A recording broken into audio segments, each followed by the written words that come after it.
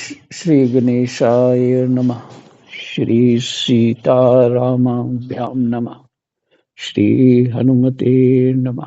श्री उमापते नमः। श्री गुरुवे नमः। सब संतन की जय जय। जय जय सीताराम। राधे श्याम।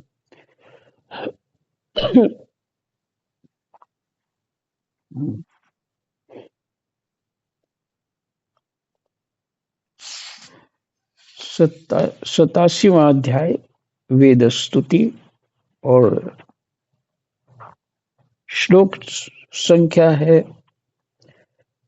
15 15। तक पाठ हो चुका है और 16वें से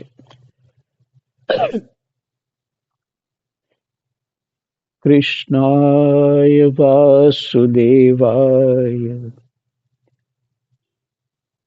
हरे परमात्मने प्रणतः क्लेशनाशाय गोविंदाय नमो नमः।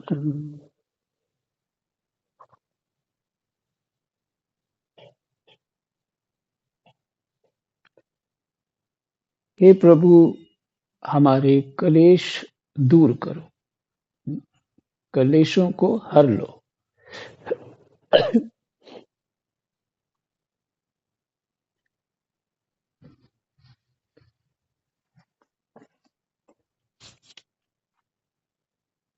ये श्रुतियां जो है भगवान से प्रार्थना कर रही है, भगवान लोग सत्व रज तम इन तीन गुणों की माया से बने हुए अच्छे बुरे भावों या अच्छी बुरी क्रियाओं में उलझ जाया करते हैं।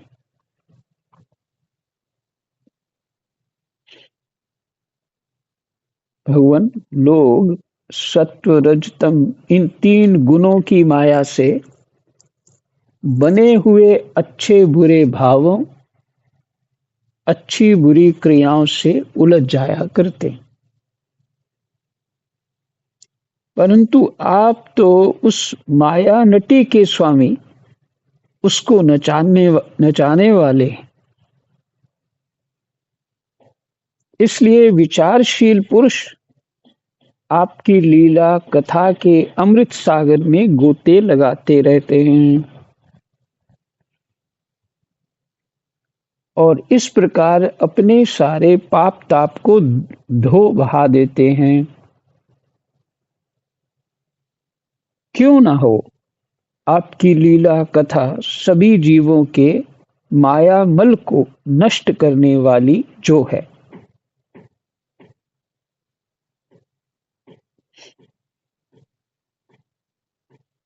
पुरुषोत्तम, जिन महापुरुषों ने आत्मज्ञान के द्वारा अंतःकरण के राग द्वेष आदि और शरीर के कालकृत जरा मरण आदि दोष मिटा दिए हैं। फिर से, पुरुषोत्तम, जिन महापुरुषों ने आत्मज्ञान के द्वारा अंतःकरण के राग द्वेष आदि और शरीर के कालकृत जरा मरण आदि दोष मिटा दिए हैं। अंतःकरण के दोष, जो भी हमारी स्थिति है, सब दोष पूर्ण है। ज्यादा कुछ नहीं व्याख्या करनी चाहिए। हम सबकी स्थिति ये भी अंतःकरण शुद्धि वाली नहीं है।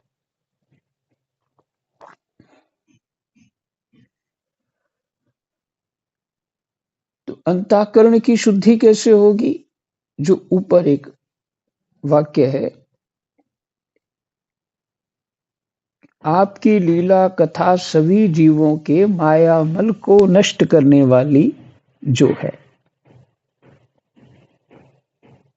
अर्थात वो सारे पाप दाप धो बहा देती है। भगवान की लीला कथा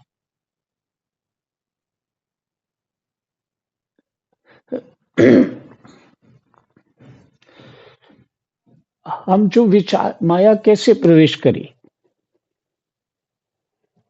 हाँ, एक बहुत बहुत पुरानी बात याद आ गई। वो गीता प्रेस के ग्रंथ में पढ़ रहा था। बहुत पुरानी बात है ये तो, लगभग 35 साल पुरानी होगी। एक महात्मा थे, उन्होंने अपना लेख लिखा गीता प्रेस में। सार ये था, एक सज्जन लोग पूछने गए, महाराज भगवान की प्राप्ति कैसे होगी, कृपा करके हमें कुछ प्रकाश दीजिए ताकि उस मार्ग पर चल पाए। महात्मा समझ गए, उन्हें पूछा पहले तुम करते क्या हो? सारा पूछ लिया, उसके बाद ये कहा तुमने संसार कैसे प्राप्त किया?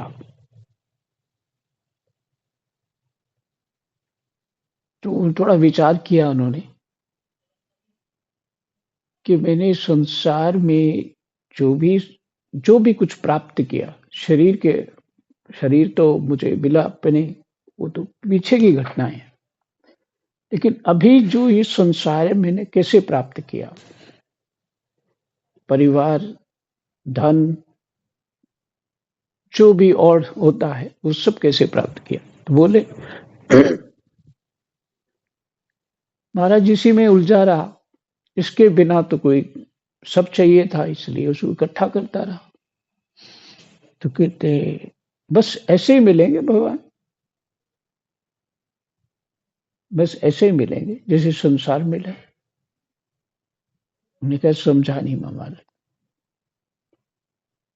कहती जितना तुमने इधर प्रयास किया है, सुख दुख सहा है, सुख भी सहा है, दुख भी सहा है, जितना इतना प्रयास किया है, बस उतना ही प्रयास तुम उधर कर लो। तो उसमें हम अपनी बुद्धि में चिंतन बनाए रखते हैं, सबके व्यवहार हम विचार करते रहते हैं, है ना? तो वो सबके व्यवहार हमें संसार में टोंड करके रखते, एकदम उसी माहौल में बनाए रखते।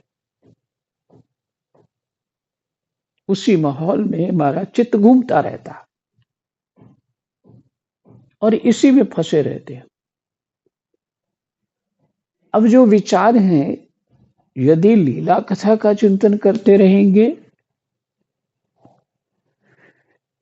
तो भगवान के भक्तों की स्मृति होगी, उनके दिव्य गुणों की स्मृति होगी, भगवान की लीलाओं की स्मृति होगी, और जो लीला कथाओं में जो जो उत्तम उत्तम ज्ञान है उसका प्रकाश होगा। और जब उसका चस्का पड़ जाएगा तब हम भगवान की कथाओं में रुचि करने लगे, उसमें कुछ रस आने लगेगा, तब कथाओं में रुचि करने लगे। दूसरी रतिमम कथा प्रसंगा, भक्ति है। और भगवान को पाने के लिए कोई एक भक्ति भी हो जीवन में काफी है।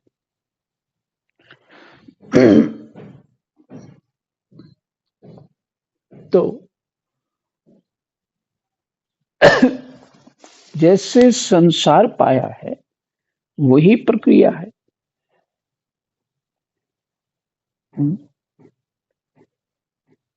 जो अपना नहीं है उसको भी संबंध बना के हम अपना बना लेते हैं ना, विवाह कर लेते हैं, अपना बना लेते हैं, और फिर उसको जुकाम भी होता है तो हमें ज्यादा तकलीफ हो जाती है।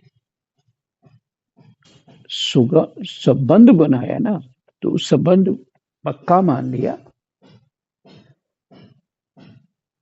लिया और कई विचार किए, इसके ना होने पे मेरा संसार ही खत्म हो जाएगा। ये है वो जो भी चिंतन होते हैं। अगर भगवान से संबंध नहीं बनाया तो भगवान कैसे मिलेंगे? और ना ही वेदांत का वैसे चिंतन कर पाएंगे आप। वो तो बड़ा छठ संपत्ति वाली बात है। उस वैराग्य इत्यादि सब कुछ संसार से पूर्ण रूप से उदासी हो जाए और भगवत जिज्ञासा की बड़ी तीव्र इच्छा हो जाए, तब जाके वेदांत की योग्य जीव समझने के योग्य बनता। क्योंकि वहां पूरा चित्त चाहिए, पूरा मन चाहिए। तो जो जो हमारी सेंसेस माने इंद्रियां संसार में चल रही थी, उसको हमने अब सेवा पूजा, भगवान का भजन करना, कथा सुनना, उनके भक्तों का संग करना, हमने इंद्रियों को डाइवर्ट कर दिया उस तरफ। अब ये करते करते हमें अपने ही भगवान से प्रेम हो जाएगा। हम अकेले में बैठ के उनसे बातें भी करेंगे और बड़ी तसल्ली होगी। और धीरे धीरे जैसा संसार में अनुभव हुआ सुख दुख, वैसे ही भगवान की इच्छाएं भी आपको समझ में आने लगी। अभी भगवान क्या चाहते हैं, क्यों चाहते हैं, इस सब समझ में आने लगे। और भगवान भी ऐसे एक जम्मू किसी गांव की एक माई थी, उसके 8-9 बच्चे थे और उसके पति पत्नी का झगड़ा था। अब उसमें यही लिखा गया है कि वो जो माई थी, मैंने स्त्री थी, उसके पति उसको मारता था, तो छोड़ करके वो हरिद्वार चली गई। और हरिद्वार जैसे वैसे वो रहने लग गई। तो वहां तो अन्न क्षेत्र वगैरह चलते हैं, तो मन में आया कहीं सेवा कर लेती हूँ। तो किसी से बात करी तो उसको बर्तन साफ करने की सेवा मिल गई किसी के घर में, वहां रहने लगी। फिर मन वहां से हट गया तो किसी आश्रम में चली गई, लेकिन उसका भाव था भगवान को पाने का। और बेचारी जानती कुछ नहीं थी। करते करते इस तरह से ठोकरें खाते, अब उसकी समझ, प्रश्न भी तो होना चाहिए ना चित्त में। प्रश्न सिर्फ ये है कि भगवान चाहिए। तो एक तो बेचारी गांव में रहने वाली, एक स्वभाव शरीर से स्त्री, और इतने सारे बच्चों का मोह भी होगा उसको। ऐसा कैसे हो सकता है कि मोह ना हो? और दुखी है कि नहीं, संसार ठीक नहीं है, तो भगवान का भजन करके भगवान के पास जाना चाहती। तो करते करते कोई इसको वृंदावन ले आया। शरीर भी बूढ़ा हो चुका था। यहाँ रंगजी मंदिर है, ना जाने भगवान की इच्छा है, वहां उस पे उसको एक छोटी सी जगह मिल गई रहने के लिए। वो भक्ता तो वो बहुत ही पहले यहाँ बाइयां कीर्तन करती थी, तो उसे अन्न मिल जाता, खाने को मिल जाता। इस तरह से पहले ऐसे भी रही, लेकिन वो भी उसको अच्छा नहीं लगा। तो फिर रंग जी मंदिर में चाहे सेवा करती हो, प्रसाद पूरा, अभी याद नहीं है, पुरानी कथा पढ़ी है मैंने। तो उसके पास गोपाल जी थे, वो सेवा करती रहती उनकी। और गोपाल जी में ही उसको, गोपाल को उसने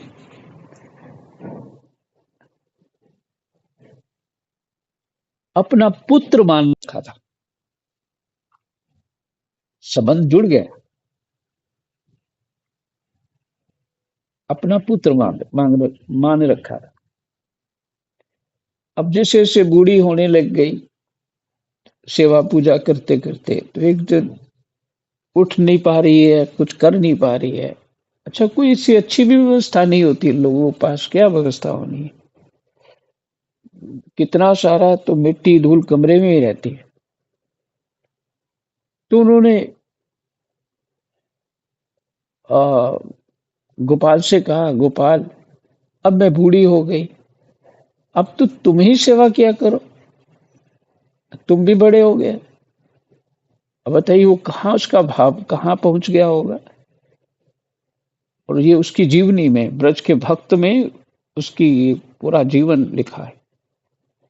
जम्मू की थी वो, किसी गांव की। और बाद में गोपाल सेवा करने लगा। पहले थोड़ा थोड़ा कचरा तो इधर उधर होता था, अब वो सफाई होती रोज।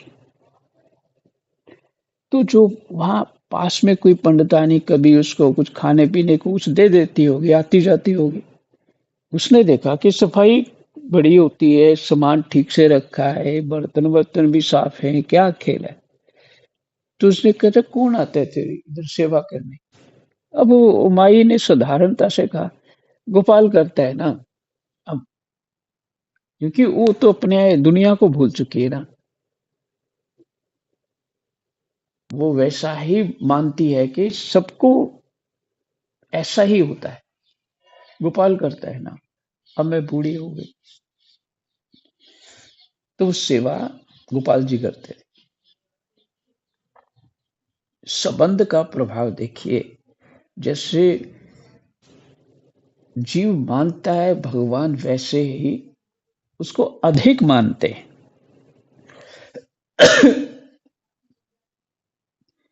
तो अब गोपाल उससे शरारतें भी करता, और उसमें ये लिखा है कि वो बोलता है, गोपाल माँ मैं तेरे से शादी करूंगा। उसने कहा, बेवकूफ है तू, शादी करेगा, कि तू लाल साड़ी पहना कर। ऐसी ऐसी बातें बुद्धि में उसको गोपाल से बातें होती। तो ऐसे बहुत सारे और भी उनके चरित्र हैं। और वो उसकी इसमें थोड़ा गोपाल की लीला उनके साथ की हुई है, और उसमें वर्णन है। वो वो उस जो पंडितानी थी उसको सुनाती रहती थी।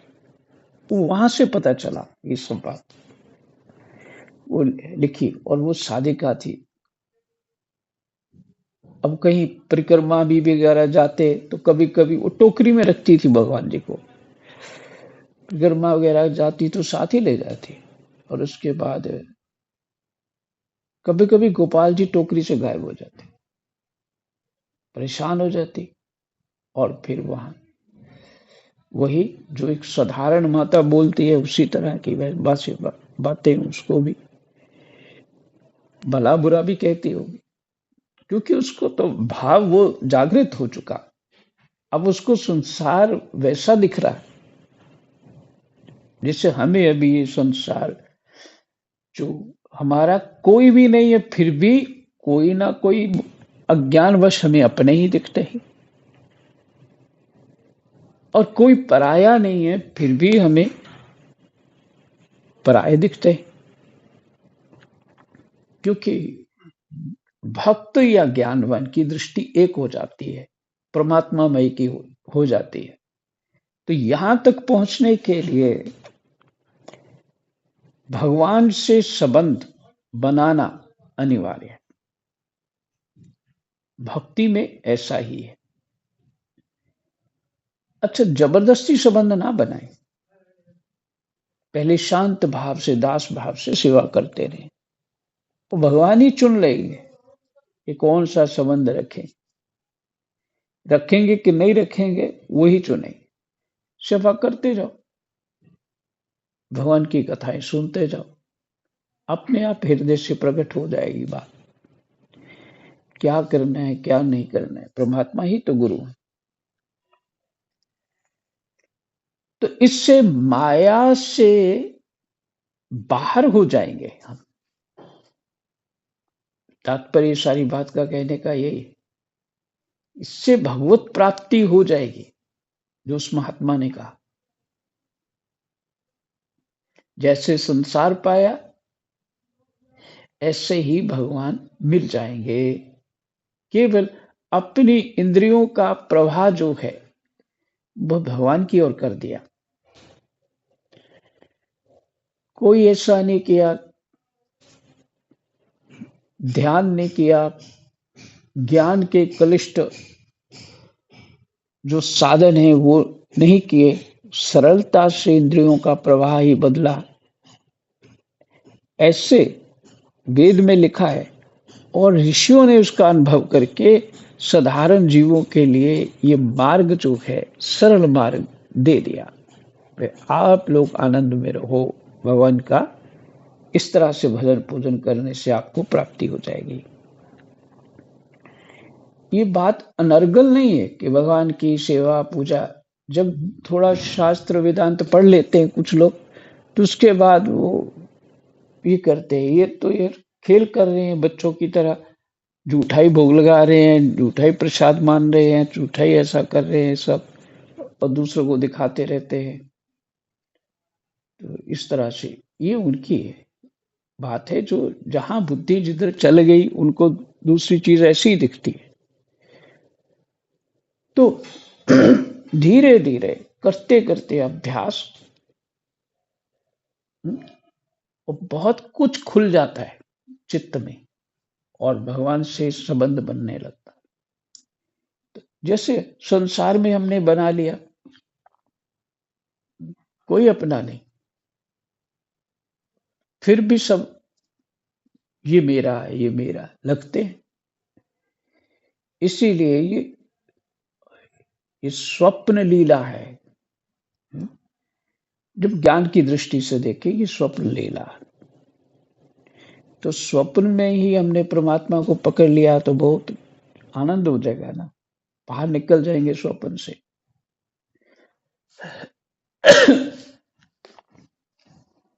तो आपकी लीला कथा, आपका ये जो भक्ति मार्ग का साधन है, इससे करते हुए सारा पाप ताप को धो बहा देता है।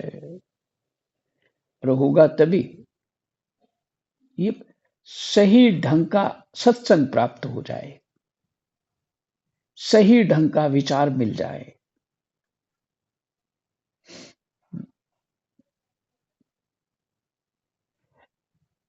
तभी इसमें मन लग पाएगा। नहीं तो जो कथाएं तो बहुत सारी होती है, जैसे मैं तो मात्र इसमें जो मुझे समझ आता है मैं वो बात रख रहा हूं आपके साथ। मैं तो भागवत जी मुझे कैसी समझ आ रही है मैं आपके सामने वो रख रहा हूं। है तो भागवत जी को ही सुन रहे हैं ना, और मेरे कहने में बहुत सारी गलतियां हो सकती, पर आप सबका ज्ञान रूपी हृदय वो जानता है कि ठीक क्या है गलत क्या है, क्योंकि जीव का स्वरूप है ज्ञान। ज्ञान तो है ही, जो वो हृदय जानता है, इसलिए रुचि होती है। तो इस शास्त्र अध्ययन ही कर रहे हैं, जिसे मैं कर रहा हूं आप भी वैसे ही कर रहे हैं। तो इस तरह से करते रहने से संसार की बातें हमारी बुद्धि से विस्मृत हो जाएंगी और परमात्मा की बातें हमारी बुद्धि में बैठ जाएंगी। उससे होगा क्या, परमात्मा की स्मृति बनी रहेगी।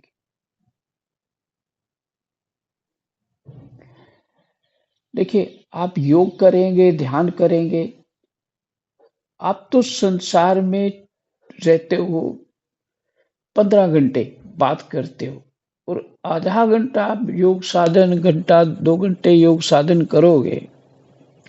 जैसे ही योग साधन से उठ के यानी आप फ्रेश हो गए, बड़ा अच्छा लग रहा है, फिर उसके बाद आप उसमें चले गए संसार में। ये तो संसार है, ऐसे ही चलाना पड़ता है, तो उसमें अच्छे बुरे कर्म हो गए।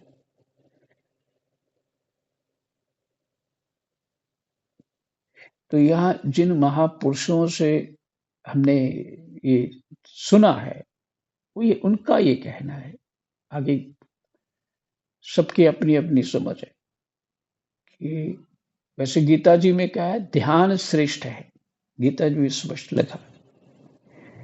लेकिन उस ध्यान की, हम ध्यान जो कर रहे हैं वो उचित कर रहे हैं क्या, सही ढंग का कर रहे हैं? हम अपने बुद्धि में इतना सारा कचरा रख के फिर ध्यान कर रहे हैं। तो ध्यान के लिए भी भगवान की महिमा अनिवार्य है, और ध्यान यही है कि परमात्मा की स्मृति रहे। नया नाम दिया आज मॉडर्न संसार ने, मेडिटेशन। करना चाहिए, ऐसा नहीं कि नहीं करना चाहिए। जिसकी जहां जो रुचि हो, योग्यता हो, जो स्वभाव पिछले जन्म का, उसके अनुसार करो। रास्ता भगवान ठीक करेंगे, आपके बस की बात नहीं है। करते रहो जो करते हैं, लेकिन एक सत्संग शास्त्र को अपने जीवन में और जोड़ लो, तो जो कमियां होगी वो भी पूरी हो जाएंगी।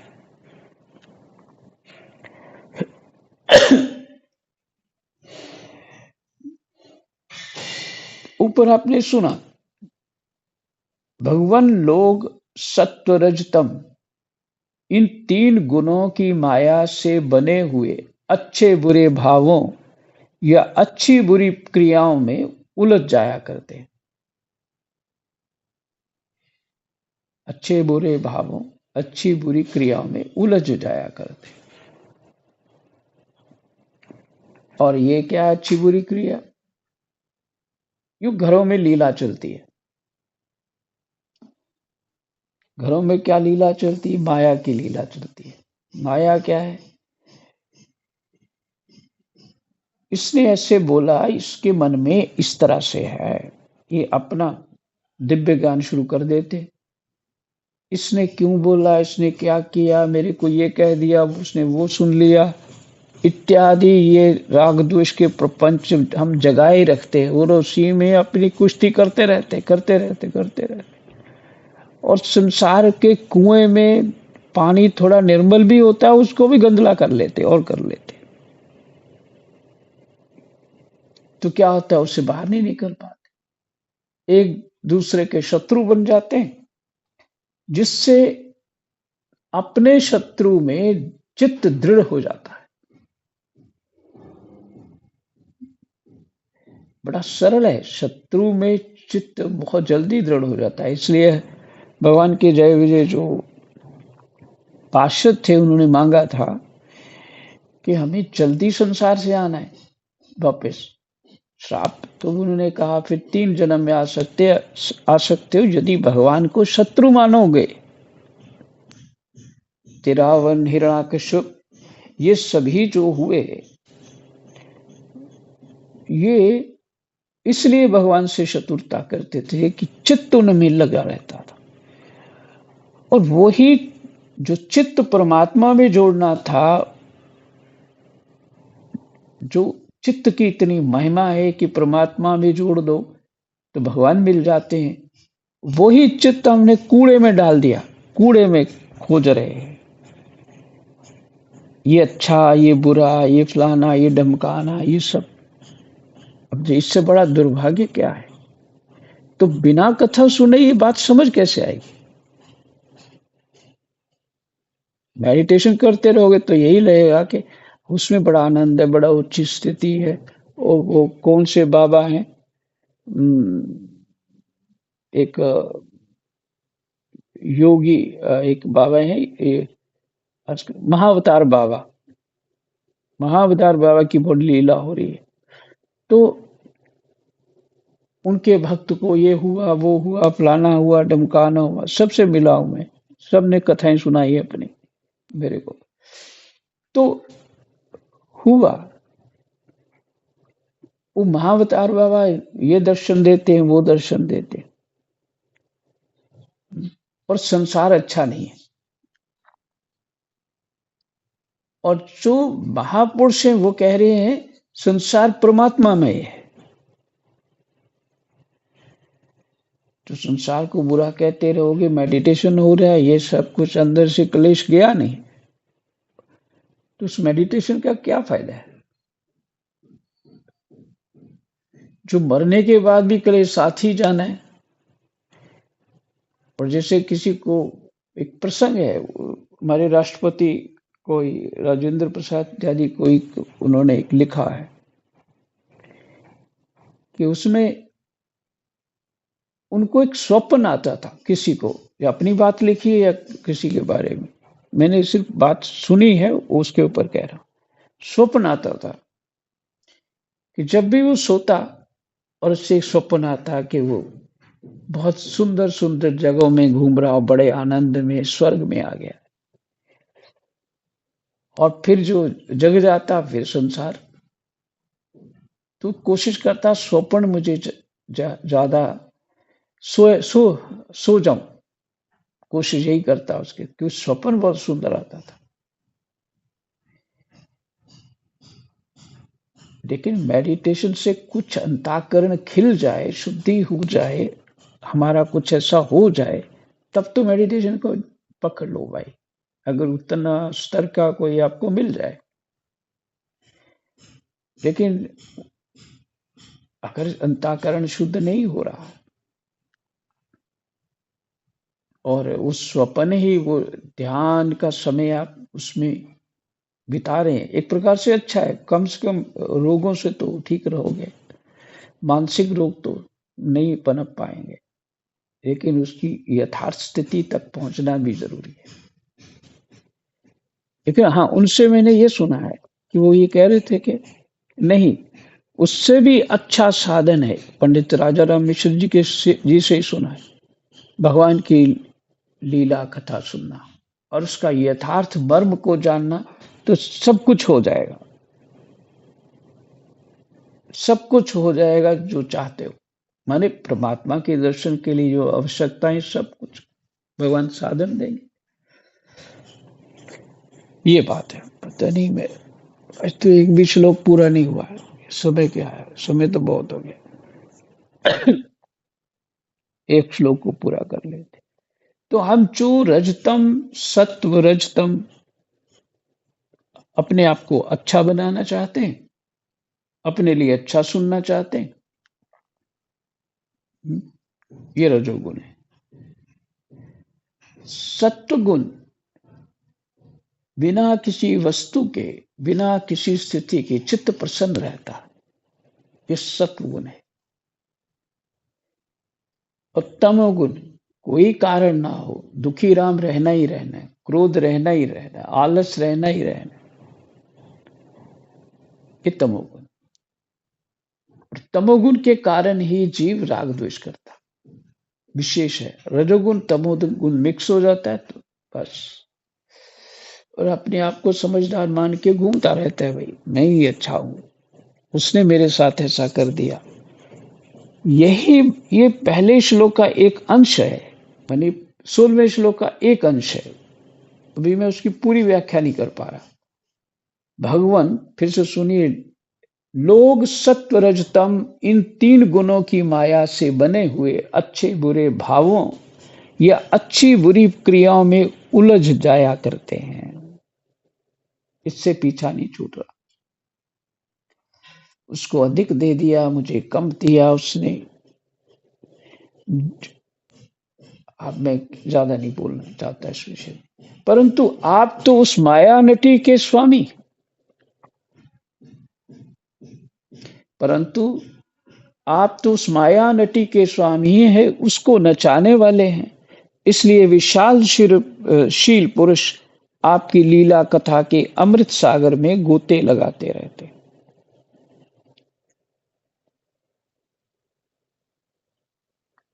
परंतु आप तो उस माया नटी के स्वामी हैं। अगर भगवान में चित्त लग जाए हमारा उनकी लीला कथा में, तो स्वामी से हमारा संपर्क हुआ ना, तो माया उनको नहीं पकड़ पाएगी। उस माया को नचाने वाले आप हैं, इसलिए विचारशील पुरुष आपकी लीला कथा के अमृत सागर में गोते लगाते रहते हैं। और इस प्रकार अपने सारे पाप ताप को धो बहा देते हैं। क्यों ना हो, आपकी लीला कथा सभी जीवों के माया मल को, माने उस माया का जो प्रपंच है, माया मल मैंने माया रूपी गंदगी को नष्ट करने वाली जो है आपकी लीला कथा, सभी जीवों के माया मल को नष्ट करने वाली जो है पुरुषोत्तम, जिन महापुरुषों ने आत्म ज्ञान के द्वारा अंतःकरण के राग द्वेष, फिर से अंतःकरण के राग द्वेष, कोई अच्छा है तो कोई बुरा है, बस यही खेल जो है हमें बार बार इस संसार रूपी नरक में डालता रहता है। फिर जन्म लो, फिर जन्म लो। और राग द्वेष बेबुद्धि से होता है, ज्ञान से राग द्वेष थोड़ी होता है। जो शरीर को ही सब कुछ मान बैठे हैं उनको ही राग द्वेष होता है, जो अज्ञान में ही खड़े हैं उनको ही राग द्वेष होता है।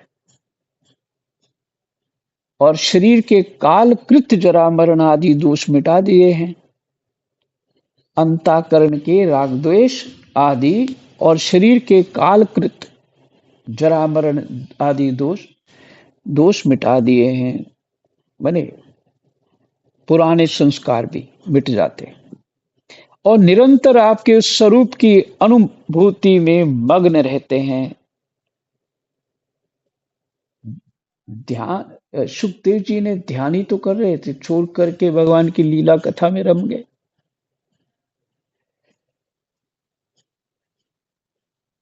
उस स्वरूप की अनुभूति में मग्न रहते हैं जो अखंड आनंद रूप है, जो अखंड आनंद रूप है। उन्होंने अपने पाप तापों को सदा के लिए शांत भस्म कर दिया है। इसके विषय में तो कहना ही क्या है। आज तो केवल 16वें श्लोक तक ही पाठ होगा, क्योंकि समय भी हो गया है सबका। हाँ, काफी समय हो गया, लेकिन रिकॉर्डिंग हो गई, आप सुनिए जरूर इसको। अभी बहुत सारा आप लोग ध्यान नहीं दे पाए होंगे इस पे। अधिकतर जो श्रोता हैं कुछ ना इधर उधर बुद्धि होती रहती है, करना भी होता है, जरूरी भी है। कुछ ना कुछ काम चल रहा होता है, कई तो ऑफिस में बैठे हुए इस समय और काम भी कर रहे हैं, सुन भी रहे हैं। तो इसलिए इसको फिर से सुनिए। अगर ये बात समझ में आ गई तो बड़ा आनंद हो जाएगा, बहुत आनंद हो जाएगा। चलो ठीक है। जय जय सीताराम, राधे श्याम। कृष्णाय वासुदेवाय हरये परमात्मने प्रणतः क्लेशनाशाय गोविन्दाय नमो नमः।